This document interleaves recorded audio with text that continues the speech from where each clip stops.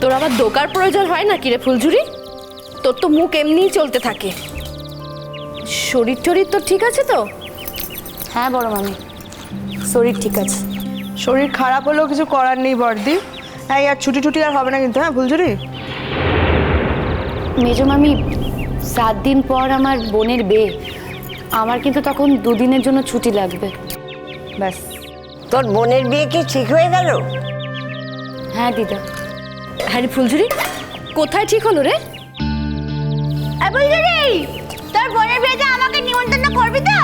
আহ mini, তুমি বড্ড বেশি কথা বলো আজকাল, কেন? বেশ করেছি, বেশ করেছি। তাতে তোমার কি গো?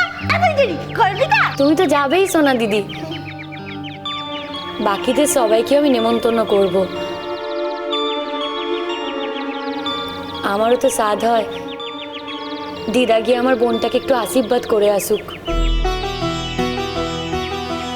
যতই বোনটাকে মুখ ঝুঁক করি, পরের ঘরে চলে যাবে, মনটা কিন্তু একটু খারাপই করছে।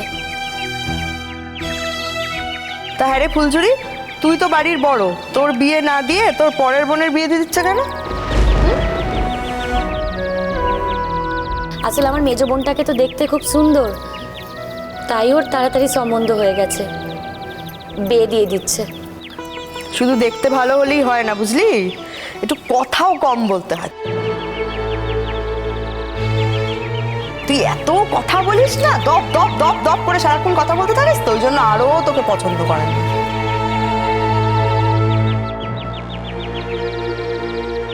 কিন্তু ও যা বলে না, পরিষ্কার কথা বলে, স্পষ্ট করে কথা বলে। ও ঢেকে ঢুকে কোনো কথা বলে না, আমার তো ভালোই লাগে।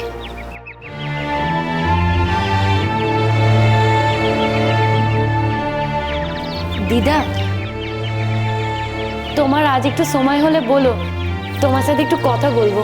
ওই যে এবার টাকা চাইবে তোমার থেকে।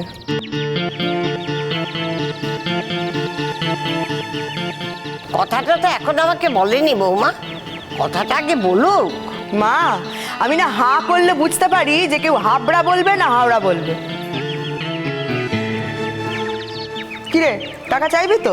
সামনে বোনের বিয়ে, আপনার থেকেও টাকা চাইবে না, এটা কখনো হতে পারে? এই ফুলঝুরি, দাবি দেওয়া কি আছে রে ছেলের বাড়ির? হ্যাঁ, ওই একটা মোটর সাইকেল আর ছেলের গলার সোনার হার।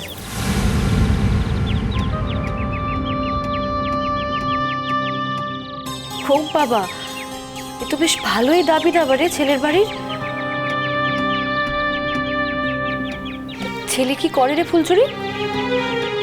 ছেলের নিজের অটো আছে, আর বাপ ড্রাইভারি করে, নিজেদের বাড়ি আছে। বোনের যদি এ বাড়িতে বিয়ে হয়, সেটা বোনের কপাল গো। এই শোন, এই যে তোরা সারাক্ষণ ধরে মুখ শুকাস যে তোদের টাকা নেই, তোর বাবার রোজগার নেই, তোদের অবস্থা খুব খারাপ। এই শোন, এই যে আগের বার তুই ব্যবসার নাম করে মায়ের থেকে টাকা ধার নিয়েছিলি, শোধ করেছিলি পুরোটা? দিয়েছিলি শোধ? মা তো কিছু বলে না আমাদের, তুই শোধ করেছিলি?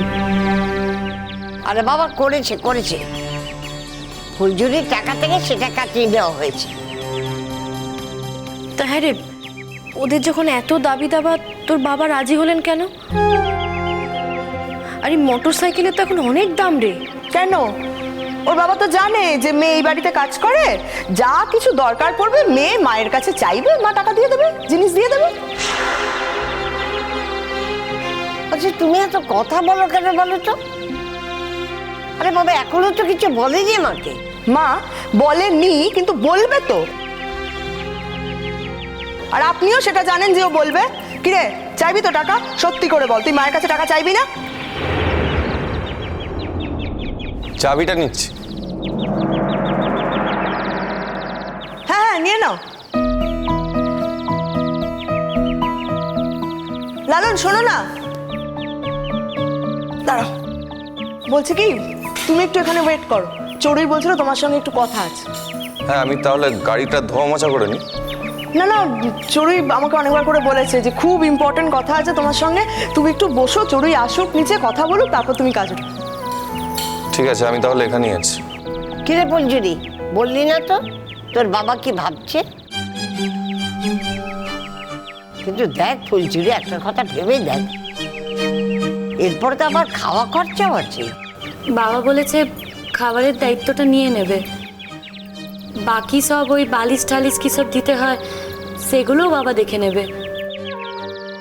আমার ওপর শুধু একটা দায়িত্ব পড়েছে। তোর ওপর দায়িত্ব পড়েছে যে মোটর সাইকেল আর গলার সোনার হারটা তোকে দিতে হবে, তাই তো ফুলঝুরি? সোনার হারের দাম কোনো আইডিয়া আছে তোর? সোনার দাম এখন কত মার্কেটে? মোটর সাইকেলে তো আরো দাম। তুই তো 5 বছর কাজ করে সেই মাইনেতেও তুই ধার শোধ করতে পারবি না। আর প্রত্যেক বছর এই ছুতো করে তুই টাকা ধার নিবি, নিয়ে অর্ধেক টাকা ফেরত দিবি, অর্ধেক টাকা ফেরত দিবি। হ্যাঁ মা, আপনি বলুন তো, আগের বার অর্ধেক টাকা ফেরত দিয়েছিল ফেরত?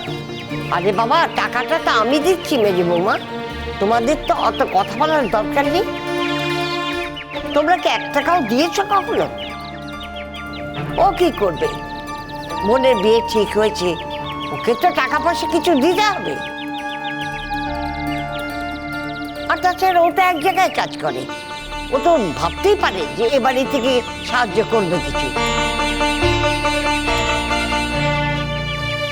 ও তার 5 জায়গায় কাজ নয়। পারে, তুলুন, আরো মাথায় তুলুন, কাজের মেয়েকে আরো মাথায় তুলুন। আমার কিচ্ছু বলার নেই, কাউকে কিচ্ছু বলার নেই আমার। লালন, চা খাবে তুমি?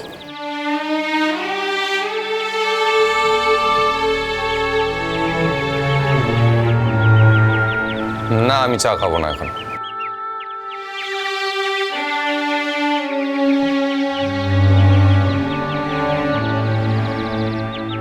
কেন খাবে না? কেন?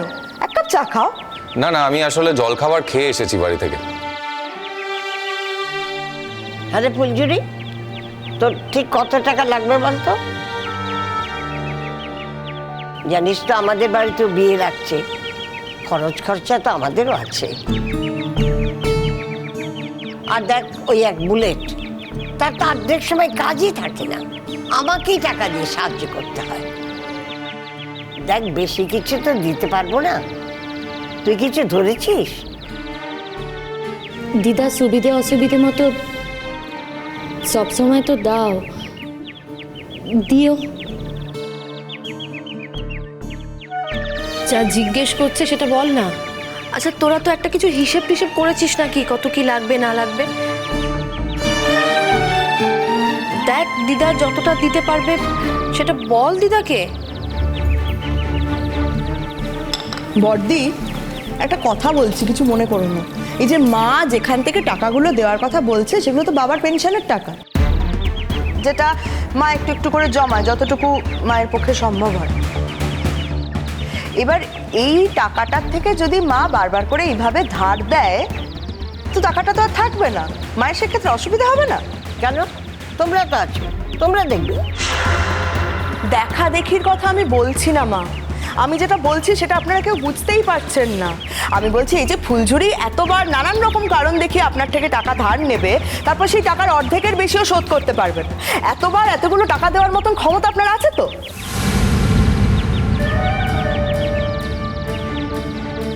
কি রে ফুলঝুরি, আরে তোকে আমি কি বললাম, বলবি তো?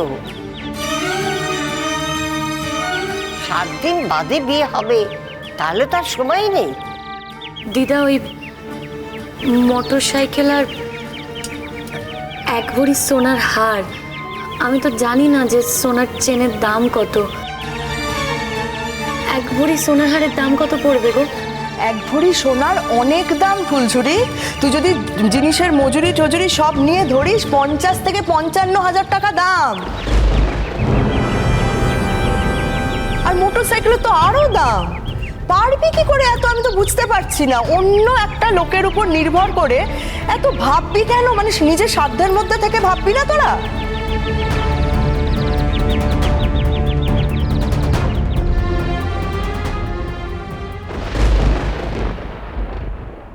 এই চড়ুইদের কলেজের ফাংশনটাও যদি হয়, তাহলে দুটো মিলিয়ে বেশি না হলেও খানিকটা টাকা আমি হাতে পাবো। ভালো তো, তোমার হাতে টাকা আসবে, তোমার অভাব মিটবে। আমি সেখান থেকে খানিকটা টাকা তোমায় ধার দিতে পারি, তুমি পরে শোধ করে দিও।